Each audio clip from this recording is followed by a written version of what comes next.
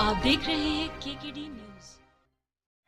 नमस्कार, KKD news में आपका स्वागत है। मैं हूं आपके साथ नम्रता शर्मा। ये नजर डालते हैं खबरों पर।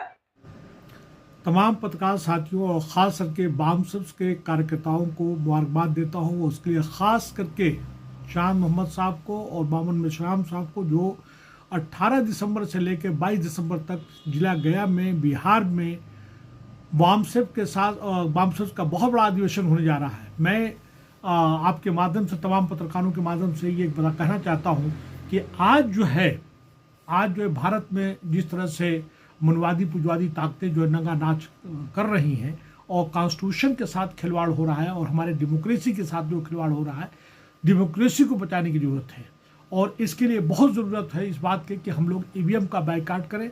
निकट भविष्य में, क्योंकि मामून मेश्राम साहब ने ईवीएम को बायकॉट करने के लिए सबसे पहले आवाज़ उठाई थी, तो मैं उनसे गुजारिश करूंगा कि अभी निकट भविष्य में बिहार में चुनाव होने जा रहे हैं, दिल्ली में चुनाव होने जा रहे हैं, ईवीएम के बगैर चुनाव कराने की मांग करनी चाहिए, चाहे इसके लिए कुछ हो जाए। हालांकि सभी जितने बड़े बड़े लीडर्स हैं उन्हें ईवीएम से चुनाव ना कराने की बात करते हैं, लेकिन कोई भी जो है ईवीएम को हटाने के लिए धरना प्रदर्शन, भारत यात्रा निकालने की बात नहीं करता है। और कहीं न कहीं नेता जो है उनका जो माइंडसेट है मनवादी और पुजवादी है। तमाम पॉलिटिकल पार्टीज में मनवादी पुजवादी तत्व जाके भर गए हैं और वो कहीं न कहीं जो है मनवादी पुजवादी ताकतों के साथ में हाथ मिलाए हुए हैं और ईवीएम को हटाने के लिए कोई भी कार्रवाई नहीं कर रहे हैं। अगर सब लोग एकजुट हो जाएंगे तो ईवीएम हट जाएगा। दूसरा, कॉन्स्टिट्यूशन बचाने की जो बात कर रहा हूँ मैं, देखा जाए तो सरकार जो कॉन्स्टिट्यूशन के लगातार छेड़छाड़ कर रही है। और अभी हाल ही में जिस तरह से जस्टिस नरिमन ने बखिया उधेड़ कर रख दिया 5 जजों का, जिन्होंने गलत जजमेंट दिया है, उसी तरह से अभी शेखर यादव ने जो बात कही है उसको लेकर कहा है इनके सबके खिलाफ कार्रवाई होनी चाहिए।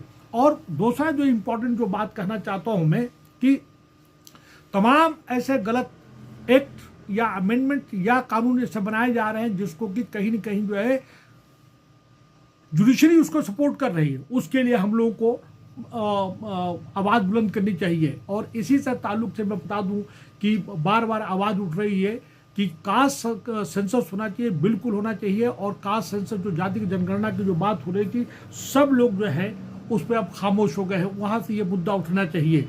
SC ST OBC दलित माइनॉरिटी जो है अगर देखा जाए तो वो पूरे भारत में 85 से लेकर 90% है, लेकिन मनवादी पुजवादी जो ताकतें हैं, अनासर है, तत्व है, वो सिर्फ 3 से लेकर 5% है।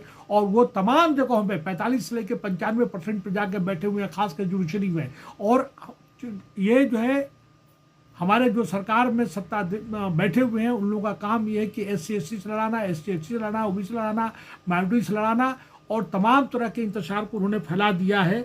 और उसके अलावा इन्होंने बड़े चतुराई के साथ में जो है देखा जाए मनवादी पुजवादियों ने एक तरह से मामून मेश्राम साहब ने कई एक फोरम से ये बात कह चुके हैं और ख़ास के बामसब के लोगों ने कहा है कि SC ST OBC जो है हिंदू नहीं है, ये देखा जाए तो ये दलित है। ये उनका खुद का कहना है कि हम आदिवासी जो है भारतीय हैं, आदिवासी जो मूल निवासी हैं। और उसी तरह से इनका कहना है कि हम जो है दलित जो है, हम लोग दलित जो है मूल निवासी है। और इन्होंने जानबूझ के इतना नैरेटिव जारी कर दिया कि मूल निवासी और वनवासी, जबकि ये खुद जो है अगर देखा जाए तो इनका DNA जो है आर्य नहीं, ये बाहर से आए हुए हैं। इनके जो चालाकी है इनको जानने समझने की जरूरत है कि ये जो है मूल निवासी और वनवासी का ये करके वोट लेने के लिए इनको सबको हिंदू बना देते हैं। और उसी तरह से जब उनका काम हो जाता है तो सब ये SC ST दलित हो जाते हैं और फिर ये निचला तबका हो जाता है। इसको जानबूझ के देखने समझने की जरूरत है। और यही नहीं, ये मैं आपके माध्यम से बताना चाहता हूँ, आगाह करना चाहता हूँ कि जितने भी आज जो है अटैक माइनॉरिटीज पे हो रहा है, चाहे CA NRC 370 ट्रिपल तलाक, और उसके साथ साथ में अभी हाल ही में देखा जाए तो जो वक्फ अमेंडमेंट एक्ट को लेकर, और दूसरा जो है वर्शिप प्लेसेस एक्ट 1991 को लेकर ये बखड़ा खड़ा किया गया है, ये सिर्फ और सिर्फ माइनॉरिटी को हरास करने के लिए किया जा रहा है। इनके एजेंडे में है, RSS के एजेंडे में है, मनवादी पुजवादियों के एजेंडे में है। अगर मुस्लिम माइनॉरिटी अगर ट्रैप हो जाएगा, कंट्रोल हो जाएगा, तो ये हिंदू राष्ट्र बन जाएगा। और जिस तरह से कई एक लोगों ने, इनके नेताओं ने हिंदू राष्ट्र की बात करते हैं, तो अभी अगर देखा जाए तो हाल ही में जो प्रोग्राम हुआ है इंदौर में वहाँ के दलजीत दोसांझ जो बात कही है मैं उसको रिपीट करना चाहता हूँ कि जो भी हिंदू राष्ट्र की बात करता है आवाज़ बुलंद करनी चाहिए और उसके खिलाफ देशद्रोही की मुकदमा चलाना चाहिए, उसको जो है उसके खिलाफ कार्रवाई होनी चाहिए। अगर इस तरह की बात होगी तो फिर जो है कहीं ना कहीं जैसे कि ईस्टर्न स्टेट्स है वहाँ पे क्रिश्चियन की माइनॉरिटी है, उसी तरह से तमिल में तमिलियन अपनी आवाज़ बुलंद करेंगे, उसी तरह से खालिस्तान की बात उठेगी।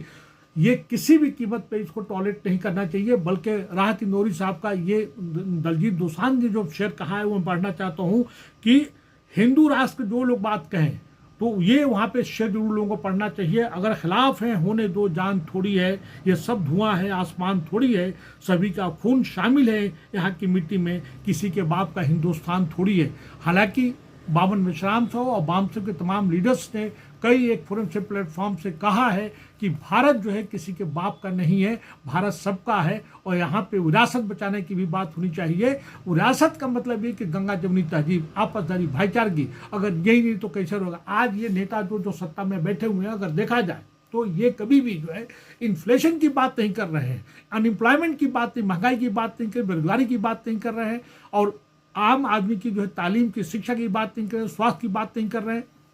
ढेर सारा कंट्रोबांड या कह लीजिए कि ड्रग्स जो है गुजरात के माध्यम से आ रहा है, इसके लिए कौन जिम्मेदार है, इस पर कोई बात नहीं कर रहा। मणिपुर जो जल रहा है आज तक उस पर कोई बात करने वाला तो नहीं है।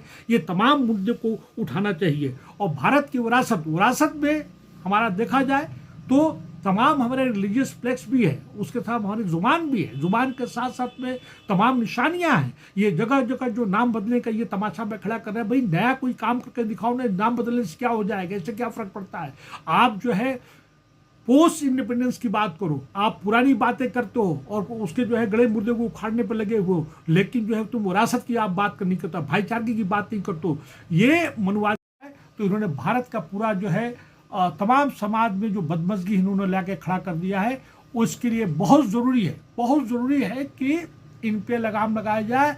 ये 3 से लेकर 5% होके भारत के तमाम महकमों में, तमाम गवर्नमेंट के ऑफिशियल जगहों पे जो है 45 से लेकर 95% खड़े हैं और SC दलित जो है उनके रिजर्वेशन को ख़त्म करने पर लगे हुए हैं। और जो जिसका जैसे कि OBC है, जो उनका परसेंटेज है, उनके हक के उनके परसेंटेज के मुताबिक उनको मिलना चाहिए।